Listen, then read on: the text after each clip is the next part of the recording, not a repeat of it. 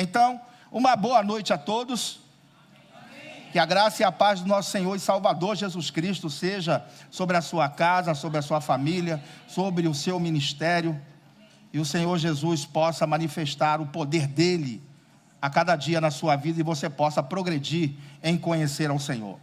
Esse é o desejo de Deus, que todo homem seja salvo e que chegue ao pleno conhecimento da verdade. E é muito importante a gente tirarmos a mentira do nosso meio e ficar apenas aquilo que é verdadeiro, aquilo que é puro, aquilo que é santo, aquilo que é amável, aquilo que é proveitoso, deve fazer parte da nossa vida, amém? Para que você possa progredir em tudo. Então, irmãos, nós tivemos aí um tempo muito diferenciado, não é? Nossos alunos, nossos irmãos que estão estudando conosco, História da Igreja, vão entrar por um caminho agora, onde nós vamos mostrar toda a história da igreja para eles. Eu ministrei essa matéria lá em Natal, e quando eu terminei de ministrar uma parte que falava sobre calvinismo e arminianismo, o Senhor me levou a trazer um conhecimento mais profundo para os irmãos, para não ficar só na superficialidade, só na parte histórica, trazer um pouco de apologética, de defesa da fé mesmo, porque nós precisamos de uma vez por todas, né, sabermos a razão da nossa fé, para se alguém perguntar, a gente saber responder na ponta da língua. Então, você é arminiano ou você é calvinista? Está vendo como que você precisa de conhecimento? E por isso nós estamos aqui. Nós somos uma igreja de ensino. O Verbo da Vida é um celeiro de mestres. Temos aqui mestres de todo tipo, viu, irmão?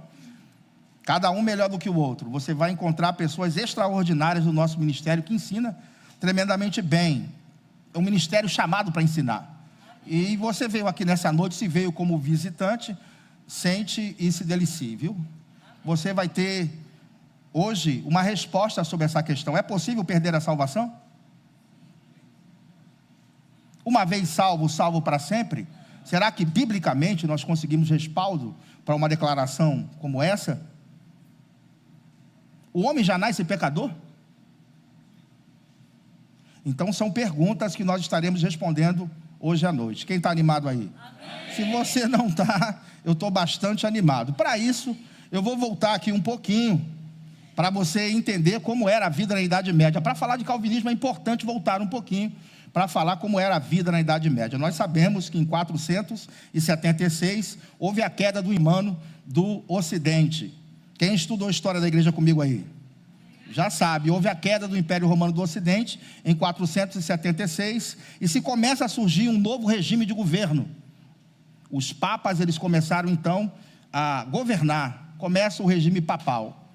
E a partir do século VI começa-se a crescer muito a influência deles, de maneira que a doutrina basicamente era definida por eles. O Papa tinha autoridade para dizer o que era certo e o que era errado. A Escritura foi tirado do cidadão comum. E quando se tira a Bíblia das pessoas, acontece o afastamento da luz. A palavra do Senhor diz o seguinte, pode passar o próximo, por favor.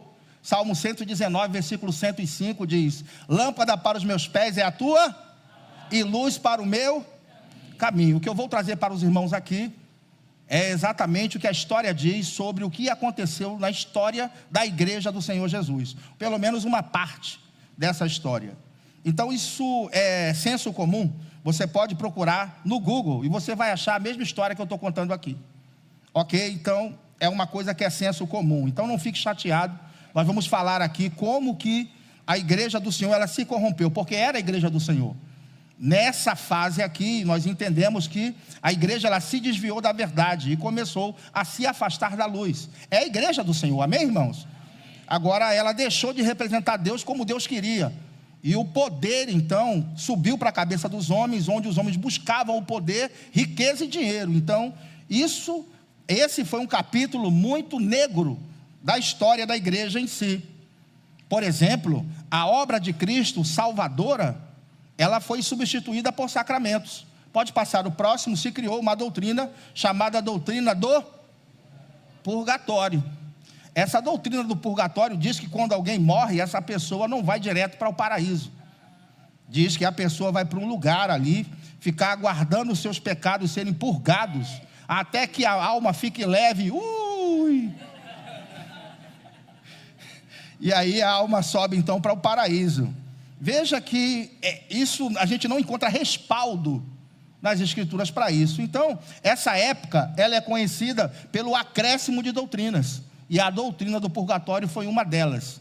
Então, o que fazer para tirar um parente do purgatório? O que fazer? Aí eles inventaram os sacramentos. Pode passar o próximo, por favor. São 7 sacramentos, né? O batismo, confirmação, penitência, eucaristia, ordem, matrimônio e unção dos enfermos. Então, cada vez que um parente seu cumpre esses sacramentos aqui, na terra, né? Quem tiver no purgatório, fica mais leve para ser liberado, então, para o paraíso. Então, veja a malignidade de uma doutrina como essa. Eu quero que você preste atenção no que eu estou dizendo, viu? Olha só, a malignidade de uma doutrina como essa. A salvação, então, não fica nas costas do indivíduo. Ela é lançada nas costas de quem ficou. Quem concorda comigo? Então, eu posso viver de qualquer maneira e falar assim para os meus parentes: ó, quando eu morrer, você precisa cumprir os sacramentos aqui para me liberar do purgatório.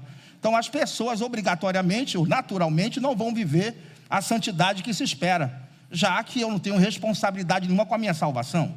A minha salvação fica atrelada, então, ao que os meus familiares que ficaram pudessem, então, praticar e fazer. Isso está muito longe do que a Bíblia fala, porque o maior purgatório que existe é o sangue de Jesus, viu, irmão? A Bíblia diz que o sangue de Cristo nos purifica de todo o pecado. Então não precisa de remendo, a obra de Cristo não precisa de ajuda. Ela é perfeita e suficiente para salvar qualquer um que crê. Então isso tudo foi feito para manter as pessoas presas dentro daquilo que a igreja se propunha. O objetivo da igreja é manter as pessoas presas a ela. Então daqui saiu outras doutrinas. Vamos ver o primo gêmeo aqui, o irmão gêmeo do purgatório. É a questão do pagamento de indulgência. O que é indulgência? Você podia liberar também o seu familiar por dinheiro. Pagamento de dinheiro. Tinha até uma frase de João Téxel que ele dizia, quando João Téxel era o cara que cobrava a indulgência do povo, era um inquisitor da Saxônia, né? Ele viajava pelo país cobrando indulgência ao povo. E aí tem uma frase dele que ele diz assim: quando a moeda tilinta no fundo do cofre, a alma do parente sobe do purgatório para o paraíso. Então, podia se liberar, por exemplo, se fosse no dinheiro de hoje, por R$1.000. Se você tivesse sem dinheiro, eles iam ficar por lá, né?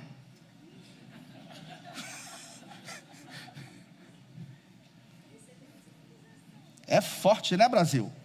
Tem respaldo nas escrituras para isso aqui?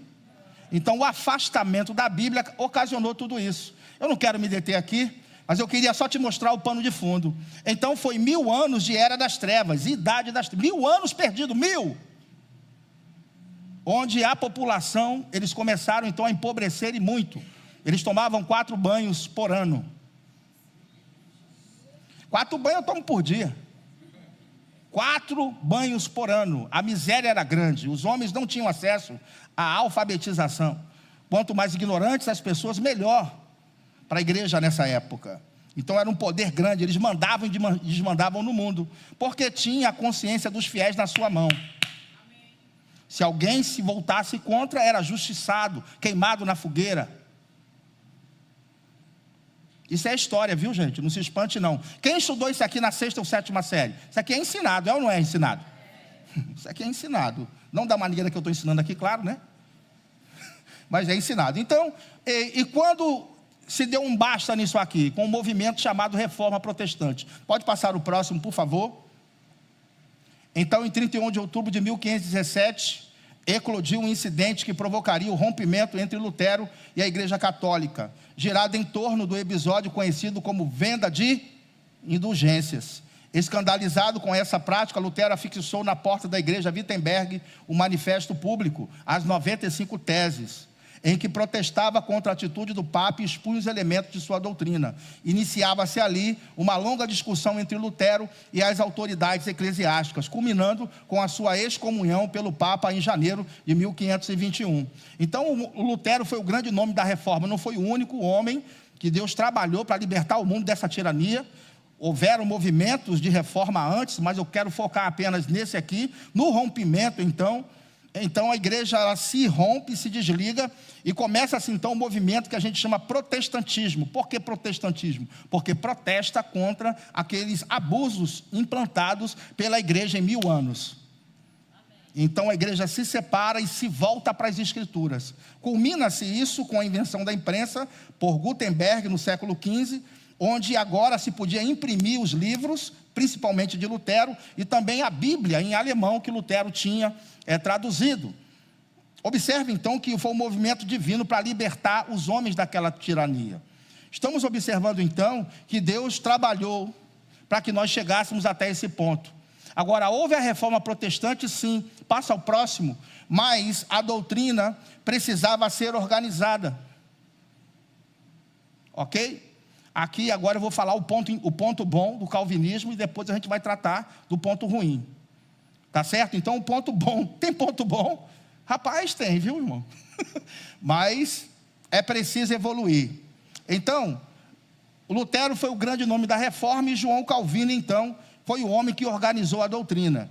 João Calvino, nascido em 26 anos depois de Lutero, de modo que pertencia à segunda geração da reforma, francês, descendente da família nobre, estudou na Universidade de Paris, fez direito na Universidade de Orleans e de Bourges e depois se enveredou pela cultura das letras. Passa ao próximo, por favor.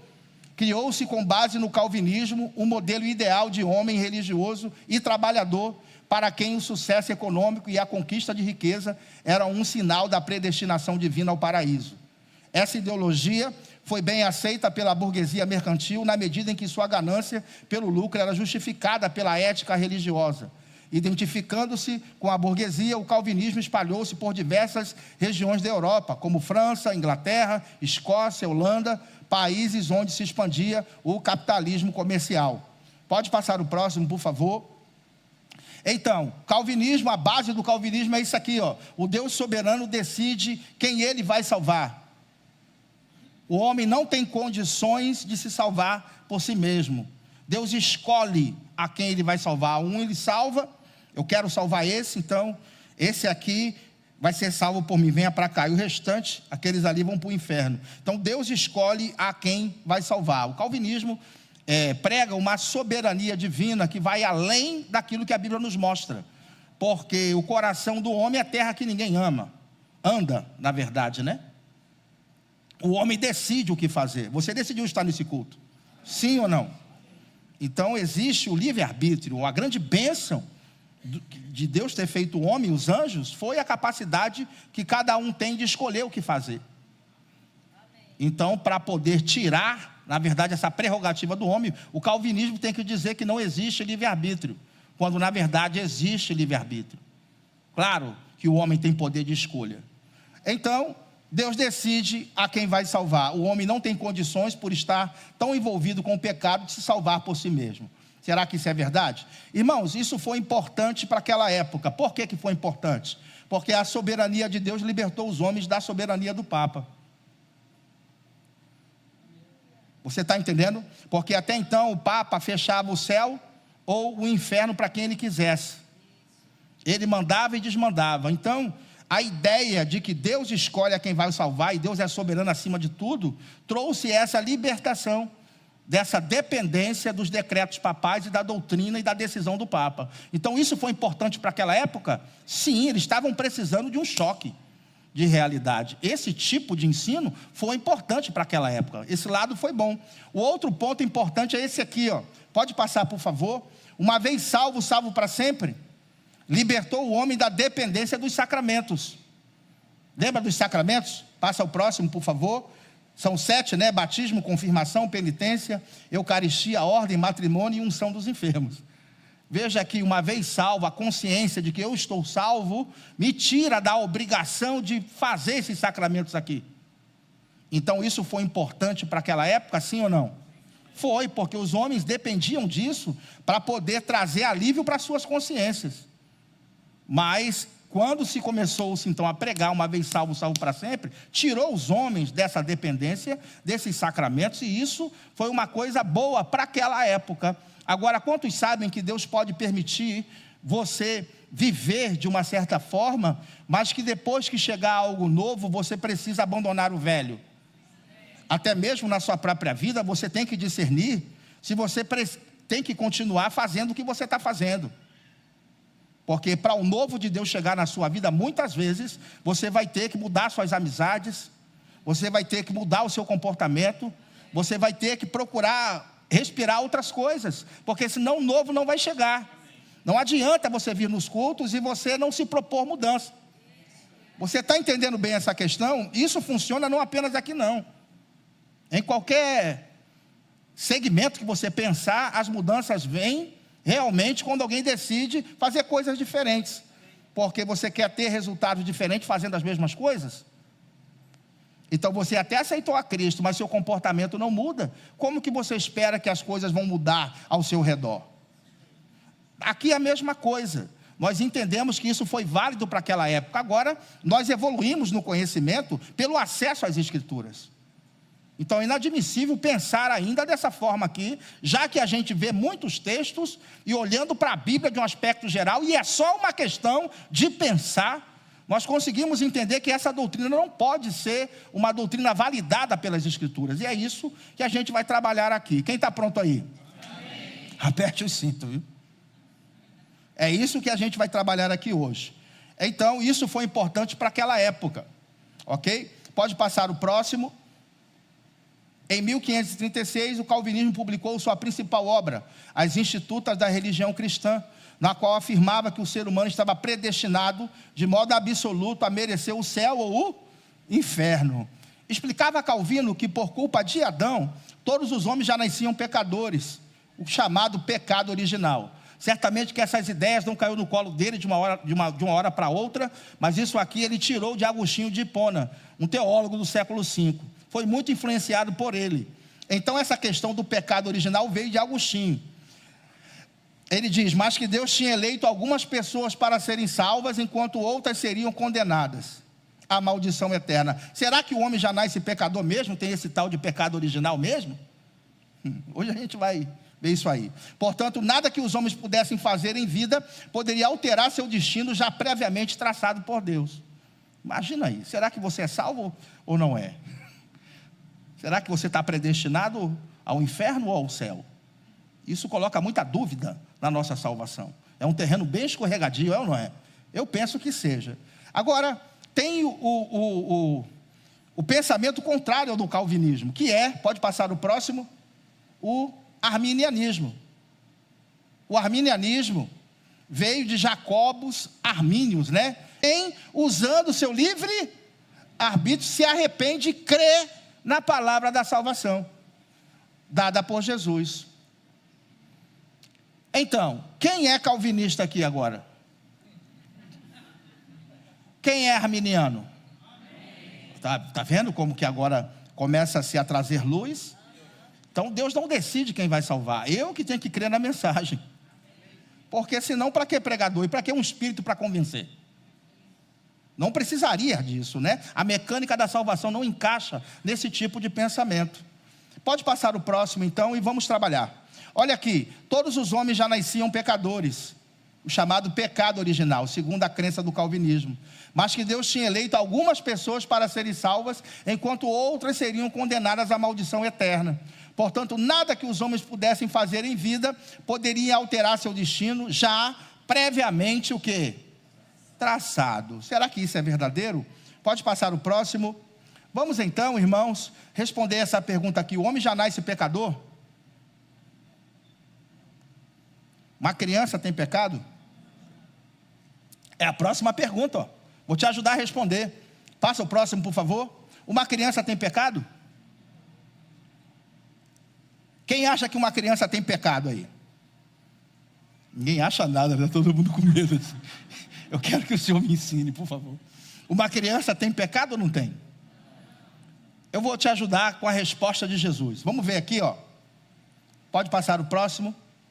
Volta aí, por favor. Jesus, porém, disse, deixai os pequeninos, não os embaraceis de vir a mim, porque dos tais é o reino dos... Por que Jesus liberou as crianças? Se uma criança já nasce pecadora, por que ele liberou as crianças? Seria injusto liberar as crianças. Já nasce pecador. Tem que pensar, viu? Deus nos deu 1,5 kg de cérebro, né? Dependendo do tamanho da cabeça, pode chegar a 2 quilos.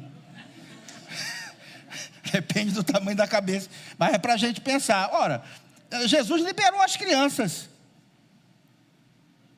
Então, na visão de Jesus, as crianças não tinham pecado. Agora, pensa comigo, se o homem já nasce pecador, seria injusto Deus punir o homem por ele ter pecado. Porque ele já veio assim, ele já veio com defeito de fabricação. A sua justiça não seria verdadeira. Qualquer homem poderia questionar a sua justiça. Eu já nasci assim, Senhor. Então ele teria que absolver todo mundo. Mas quando eu vejo Jesus absolvendo apenas as crianças aqui, eu começo a pensar e a desconfiar que o homem não nasce pecador, viu? E que realmente quem vai para o lago de fogo está indo porque merece estar ali. Porque essa pessoa nasceu sem pecado e a primeira vez que ela pecou foi decisão dela. Então a punição desse é justa. Veja, o homem nasce sem pecado, é a concepção que eu vou começar a imprimir em você. O homem nasce sem pecado e ele resolve pecar a primeira vez. Então, já que ele pecou a primeira vez, a punição desse é justa. Porque ele nasceu sem pecado, ele que se sujou, por decisão própria. Então nós começamos a perceber que Jesus aqui liberou as crianças, porque as crianças não têm pecado, né? Pode passar o próximo, por favor. Vamos trabalhar em cima disso aqui, irmãos. Nossos espíritos foram dados por Deus ou por nossos pais?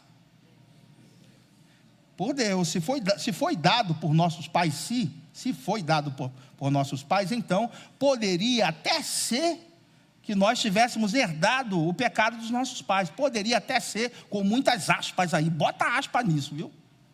Poderia até ser que nós tivéssemos herdado, então, o pecado de nossos pais, assim como nós herdamos as informações genéticas. Por exemplo, pouco cabelo, a altura, quem é baixinho aí?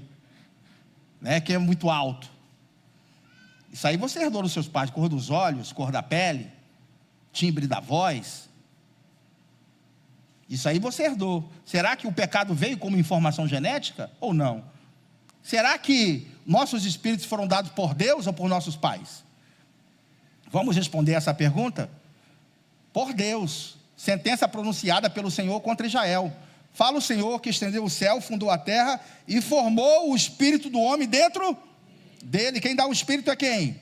É Deus. Cada nova criança que nasce é um espírito que Deus está dando. E Deus não iria dar o espírito morto para ninguém. Tudo que Deus dá é bom, viu, irmão? Deus não daria o espírito morto para ninguém. Já morto o espírito veio de Deus, irmão.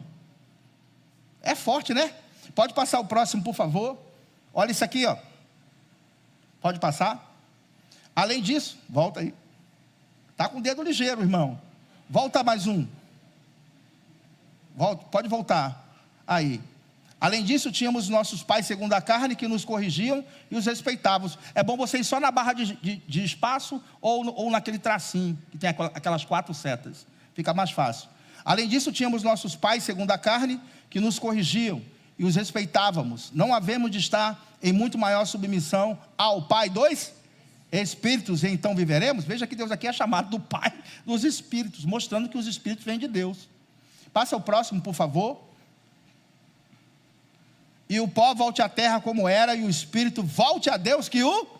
Então quem dá o Espírito é Deus. Nosso Espírito veio de Deus, e Deus não dá nada morto a ninguém. Tranquilo? Passa o próximo, por favor. Aqui. Aí alguém vai dizer assim, pastor, mas o Salmo 51 diz que Davi nasceu em pecado. Eu sei que você estava com esse versículo na cabeça, né? Eu sei, com certeza. Mas vamos interpretar esse versículo aqui da forma correta? Vamos investigar aqui. Olha só, eis que em iniquidade eu fui o quê? E em pecado me concebeu. Está vendo? O homem já nasce pecador. Não é assim? Agora, vamos definir aqui o que é pecado e o que é iniquidade? Vamos definir? Iniquidade é o quê?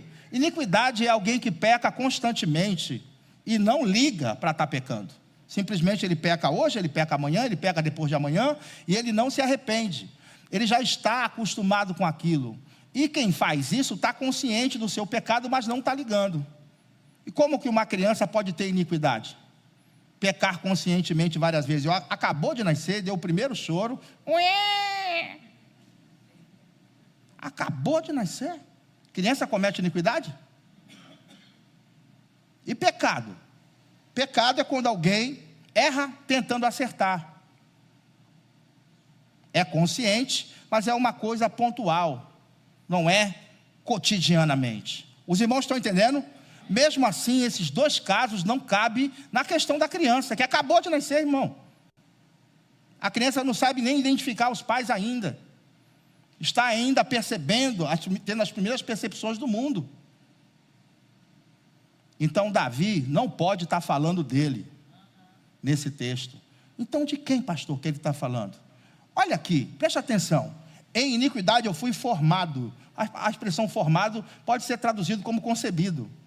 A maneira como ele foi feito. O ato sexual em si dos seus pais. Não tem a ver com ele, mas tem a ver como os pais dele se conheceram e ele nasceu.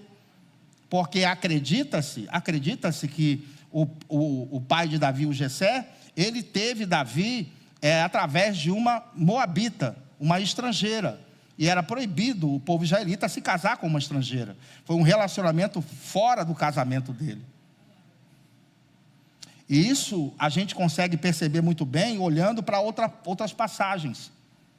Que Davi não era filho legítimo mesmo.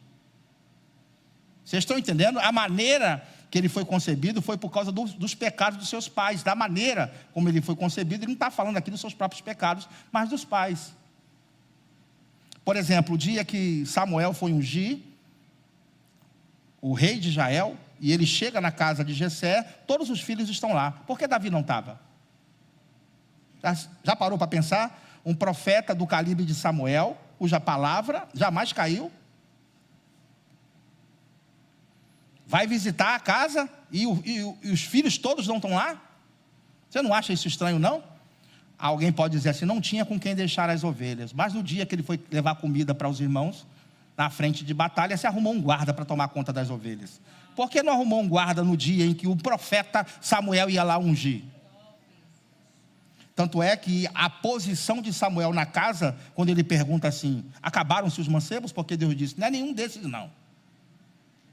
E ali, tem um ainda que está tomando conta das ovelhas, né?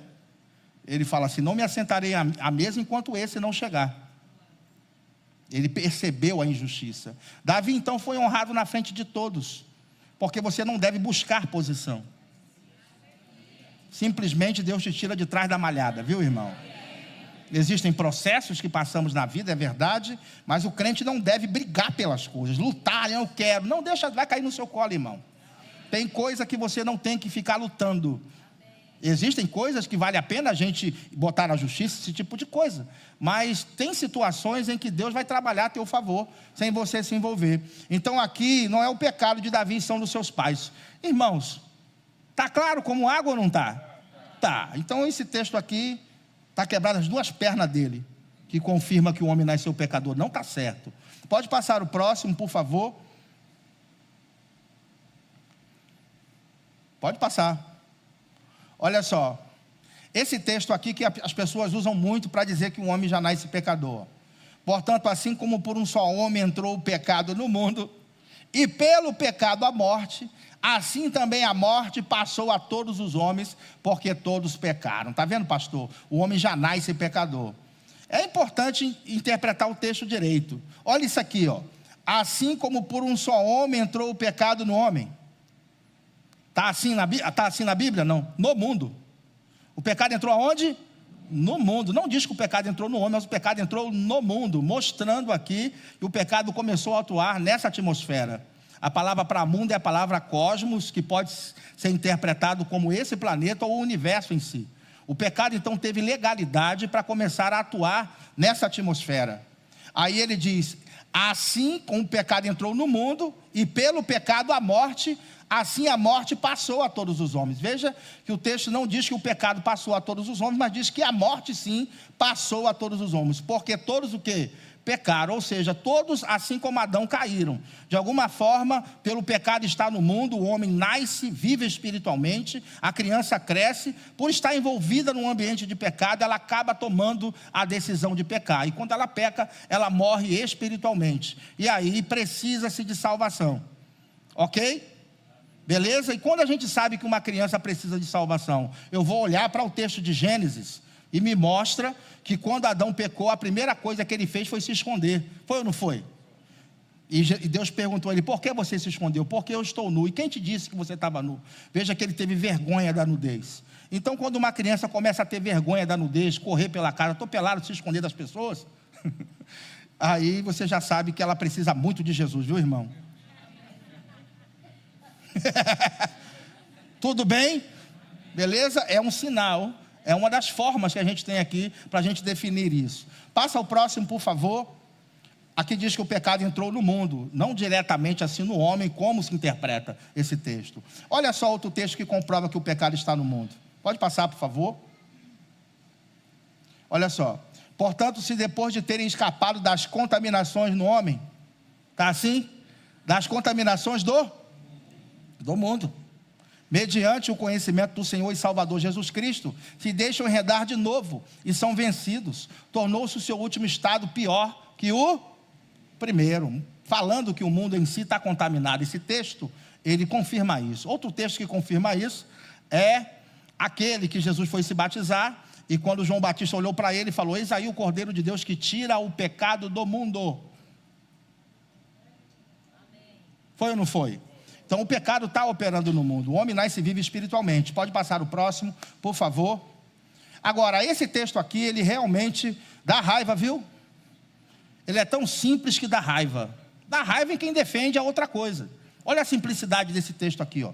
Se alguém não nascer, não pode ver o reino. Por que nascer de novo? Se o homem nascesse morto espiritualmente, o texto diria, se alguém não nascer, não pode ver o reino de Deus. Mas por que ele fala nascer de novo? Porque automaticamente, aqui o contexto é sobre nascer espiritualmente falando, é a conversa com Nicodemos, né? Nicodemos interpreta como voltar para o ventre da mãe, e Jesus falando, eu estou falando de coisas espirituais. É novo nascimento, ok? Então o homem nasce espiritualmente vivo, e morre espiritualmente quando peca, e aí tem que nascer de novo. É tão simples que dá raiva. O homem tem que nascer de novo. Aí o Cauã aí, ó. Então, é ou não é, irmão? Aqui. Então o cara, se não estava escrito assim, se o homem não nascer, não pode ver o reino de Deus, mas está a nascer de novo, porque morreu espiritualmente e tem que nascer de novo, aceitando Jesus. Passa ao próximo, por favor. Pode passar. Olha só como Paulo vai falar, como ele era vivo espiritualmente e morreu espiritualmente. A experiência de Paulo. Outrora sem a lei eu vivia. Não pode estar falando de viver fisicamente, porque senão, se ele tivesse morrido aqui espiritualmente, ele não estava vivo para escrever a epístola, né? Ele está falando que vivia, no sentido de estar espiritualmente vivo. Aí ele fala, mas sobrevindo o preceito, reviveu o pecado e eu morri. Ou seja, ele está confirmando que nasceu vivo espiritualmente e morreu quando pecou. Ok? Aí ele diz assim, e o mandamento que me fora para a vida, verifiquei que este mesmo se me tornou para a morte, porque o pecado prevalecendo do mandamento, pelo mesmo mandamento, me enganou e me matou. Aqui ele não morreu fisicamente, mas espiritualmente falando. Então o homem nasce vivo espiritualmente e morre espiritualmente quando peca. Pode passar o próximo, por favor. Olha só, o pecado, para revelar-se como pecado por meio de uma coisa boa, causou-me a morte espiritual, com certeza. Então o homem nasce, vive espiritualmente, sim ou não? E morre espiritualmente quando peca. Uma criança tem pecado? Ela nasce espiritualmente viva, irmão, e muito viva. Pode passar então. Esse negócio de pecado original é conto da carochinha, não encontra apoio nas escrituras para isso. Bom, o Deus soberano decide a quem ele vai salvar. O homem não tem condições de salvar por si mesmo. Uma vez salvo, salvo para sempre. Vamos então trabalhar em cima disso. Deus tem poder sobre o coração do homem? Você vai fazer o que eu quero. Do jeito que eu te mandar, você vai fazer. É assim que Deus trabalha? Não, Deus trabalha com a sua vontade. Quantos aceitaram a Cristo aqui? Amém. Pronto, Deus não foi trabalhando na sua vida? Eu sei que ele, de repente, ele não trabalhou em um único culto, mas ele foi falando com você, te convencendo, o Espírito te mostrando já o caminho. E houve um dia, então, que você resolveu aceitar. Mas você que resolveu aceitar. Houve um trabalhar de Deus. Então, muitas vezes, não se entende a mecânica da salvação. Como a salvação se dá. Passa aí, tem um texto aqui que é controverso, usado muito pelo calvinismo, para mostrar que Deus é que abre o coração da pessoa. No sentido de escolher a quem vai salvar. Esse texto aqui da conversão de Lídia. E uma certa mulher chamada Lídia, vendedora de púrpura da cidade de Tiatira, que servia a Deus, nos ouvia, e o Senhor lhe abriu o coração para que estivesse atento ao que Paulo dizia. Ele dizia assim, está vendo? Deus tem que abrir o coração, porque se não abrir, a pessoa não vai aceitar. Então é Ele que escolhe. Mas não é nesse sentido aqui não. Tem que prestar atenção como a mecânica da salvação funciona. Deus envia a pessoa para pregar e o Espírito Santo já vem trabalhando, convencendo o homem do pecado, da justiça e do juízo. Pode passar o próximo, ó. E ninguém pode dizer que Jesus é o Senhor, senão pelo Espírito. Então, como que o coração de Lídia foi aberto? Pelo trabalho do Espírito Santo. Afinal de contas, é Ele quem convence. Então, é importante contar a verdade toda. E não esconder a verdade de um versículo como esse. Vamos para o próximo. Pode passar, por favor. Olha só, Mateus 13:10. Vamos ler? E cercando-se dele os seus discípulos, disseram-lhe, por que lhes fala por parábolas? Ele respondendo disse-lhes, porque a vós é dado conhecer os mistérios do reino dos, mas a eles não lhes é dado. Porque aquele que tem se dará e terá mas aquele que não tem, até aquilo que tem lhe será o quê? Tirado. Por isso lhes falo por parábolas, porque eles vendo não, e ouvindo não, nem compreendem, e nele se cumpre a profecia de Isaías, que diz, ouvindo ouvireis, mas não compreendereis, e vendo vereis, mas não. Se você ler até aqui, me parece que Deus escolhe se revelar para certas pessoas e para outras não. Não é isso que a gente vê quando a gente lê até aqui, mas o texto não acaba aqui. O texto vai mostrar o porquê eles não ouvem. Vamos ver aqui então? Não acaba aqui, irmão. Olha só. Por que eles não ouvem? Porque o coração desse povo está endurecido. Já vi muita gente usar esse texto lendo só até ali.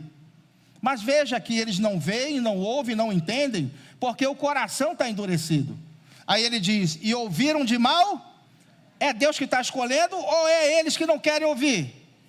É eles, irmãos, ó. E ouviram de mau grado com seus ouvidos e fecharam os seus olhos, para que não veja com os olhos, ouça com os ouvidos, compreendam com o coração e eu os cure. Mas bem-aventurados os vossos olhos porque veem e os vossos ouvidos porque ouvem. Então não é Deus escolher, e sim um homem abrir o coração para a mensagem, abrir os ouvidos para a mensagem. É o que o texto nos mostra. Então, Deus não escolhe a quem vai salvar, depende do homem aceitar a pregação. Tanto é que Romanos 9, 10 e 11, muita gente quer interpretar essa questão só lendo Romanos 9.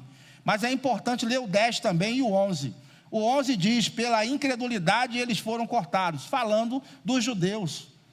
E a incredulidade foi culpa de Deus ou de quem não quis ouvir a mensagem? Obviamente que foi porque eles não quiseram ouvir a mensagem.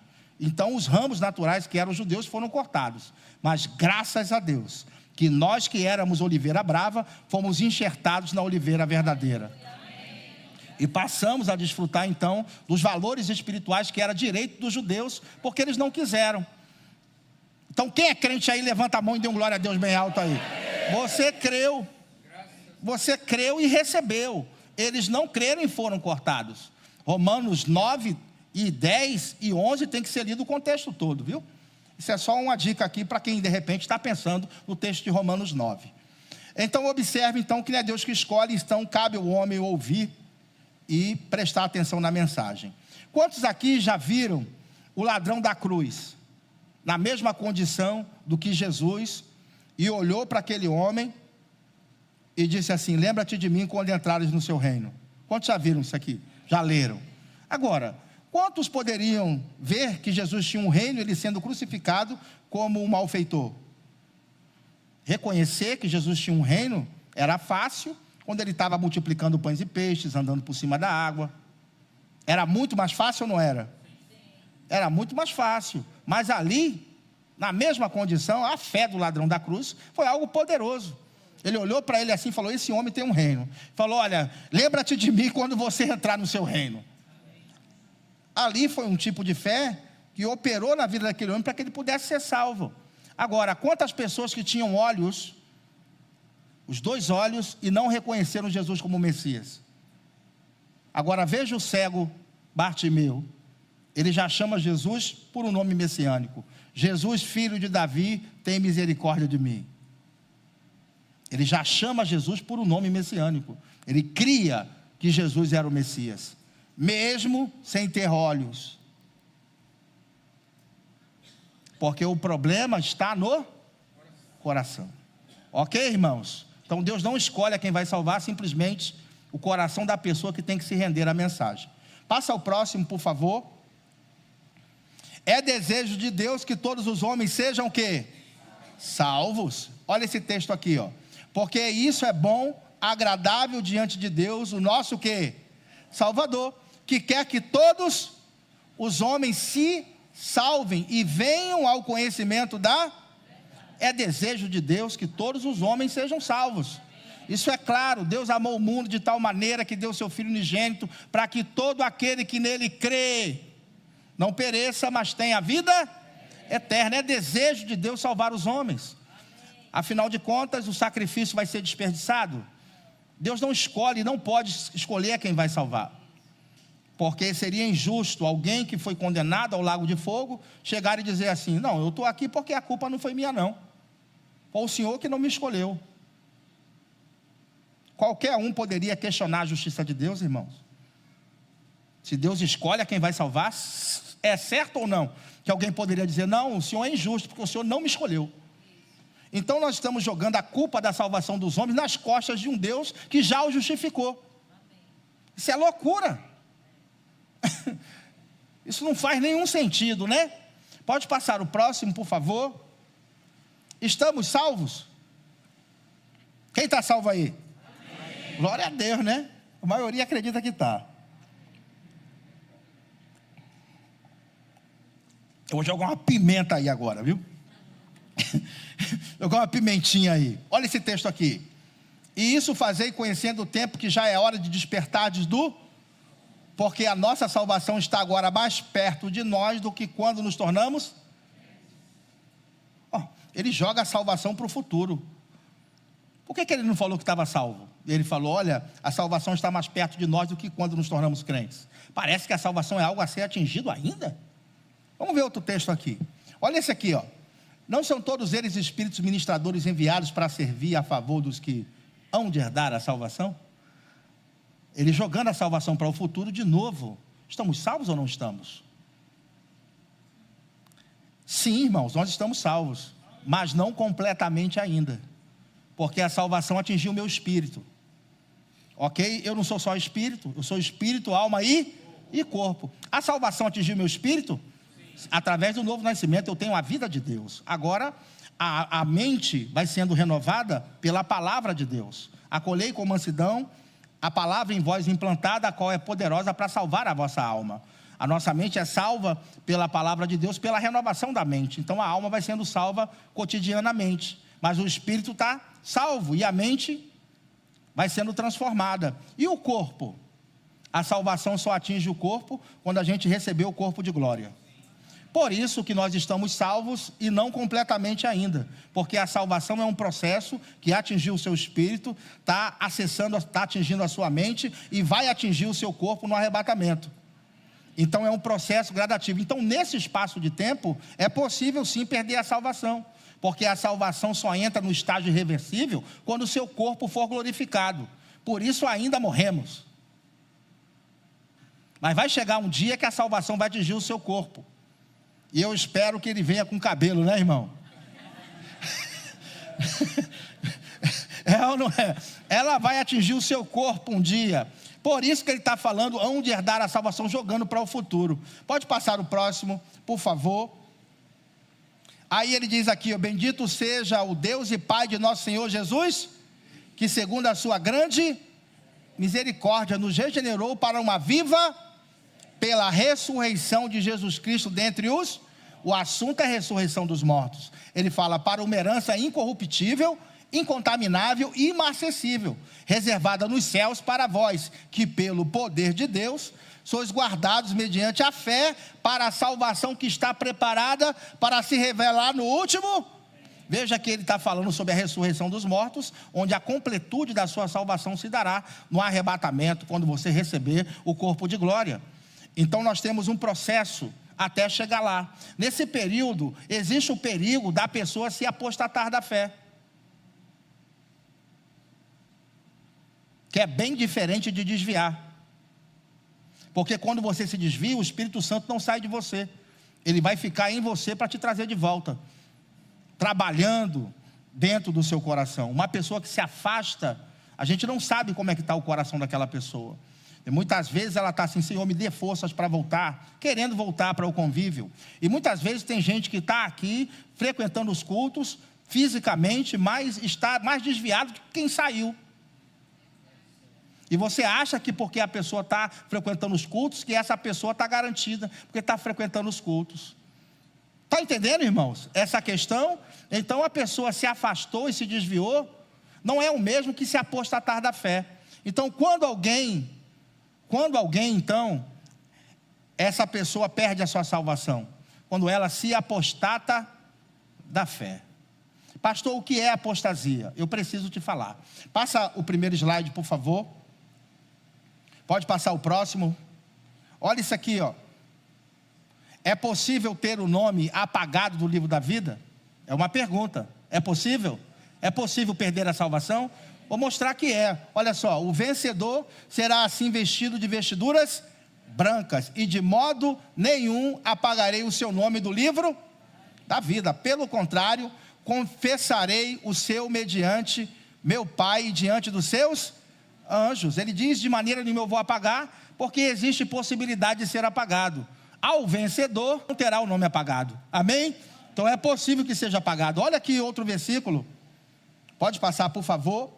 Agora, pois, perdoa-lhe o pecado, ou se não, risca-me, peço-te, do teu livro que escreveste. Então disse o Senhor a Moisés, riscarei do meu livro todo aquele que pecar contra mim. É possível ter o nome apagado do livro da vida? Sim, os textos estão mostrando, então, que é possível, sim, perder a salvação. Uma vez eu estava em casa, eu comprei uma piscina daquela redonda e montei para eu e Adriel brincar. Ele era mais jovem, ele devia ter mais ou menos uns 6 anos de idade. Aí eu montei a piscina, enchi de água e a gente começou a brincar, né? E a gente brincou bastante naquele dia. Aí chegou o momento que ele falou assim para mim, pai, eu estou cansado, eu vou dormir. Eu falei, vai meu filho, vai dormir, vai descansar. Aí ele saiu da piscina e eu fiquei ali parado, né? Aí Deus me perguntou assim, ele falou assim, meu filho, se uma pessoa não quiser ser salva, eu posso salvar essa pessoa mesmo na marra? Mesmo que ela não queira? Eu falei, eu creio que o Senhor vai respeitar o livre-arbítrio da pessoa. Ele falou, é isso mesmo, eu quero que você estude sobre isso. Porque eu não posso tirar da pessoa esse privilégio dela escolher. Mesmo que eu saiba que isso seja muito bom para ela, se ela não quiser ser salva, eu não posso salvá-la na marra. E é possível alguém que uma vez foi salvo não querer mais ser salvo? É possível alguém que um dia esteve no nosso meio e essa pessoa decidiu, eu não quero mais ser salvo. Deus vai respeitar ou vai salvar essa pessoa mesmo na marra? O calvinismo diz que vai aceitar na marra, mas eu quero te mostrar que não é assim. Vamos então para o próximo texto, por favor. Pode passar, por favor. A palavra apostasia, vamos ver aqui, mas o Espírito expressamente diz que em tempos posteriores, alguns apostatarão da fé, dando ouvidos a espíritos enganadores e a doutrinas de demônios. Passa ao próximo, por favor.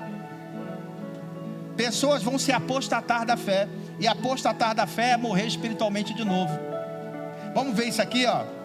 Se alguém vir a pecar, seu irmão, pecado que não é para a morte, orará, e Deus dará a vida àqueles que não pecarem para a morte. Há pecado para a morte, e por esse eu digo que não ore. Toda iniquidade é pecado, e há pecado que não é para a morte. Pecado para a morte, pecado que não é para a morte. Veja que tem diferença de pecado. Tem muita gente que diz assim, não tem diferença não, tudo é pecado. Não, tem pecado que é para a morte, está vendo? E esse nem adianta orar. E que pecado para a morte é esse? Nós estamos se referindo a esse pecado aqui como a apostasia, a apostatar-se da fé, que é diferente de desviar. Uma pessoa que se desvia dos caminhos do Senhor, possa ser que por influência, um pouco mais tarde, ela venha se apostatar da fé e perder de vez a sua salvação. Por isso que é um perigo se afastar da casa do Senhor, porque essa pessoa abre influência para espíritos operarem na vida dela, e ela está exposta a tudo. Por isso que tem que se levar a sério o perseverar até o fim, que Jesus falou. Observe aqui que há pecado que é para a morte. Que morte é essa? A pessoa, como eu expliquei, nasce e vive espiritualmente, sim ou não? Sim. Morre espiritualmente quando peca, sim ou não? Sim. Aí ela aceita Jesus e nasce de novo. Aí agora que ela nasceu de novo, ela precisa perseverar até o fim, porque se ela morrer espiritualmente de novo, não tem como mais essa pessoa voltar, e nem adianta orar. Esse é o pecado para a morte, que digo que por esse não ore. Eu vou contar aqui uma experiência do irmão Reagan, bem rapidinho. No livro A Igreja Triunfante, ele vai contar a história de um pastor. Ele estava orando com um pastor, orando pela esposa desse pastor. Esse pastor estava separado dela, e ele estava ali orando. Irmão Reagan é um homem de Deus, viu? Ele estava ali orando, e dali a pouco o Espírito falou assim para ele: não ore por ela. Aí ele falou assim, Jesus falou para ele, né? Não ore por ela.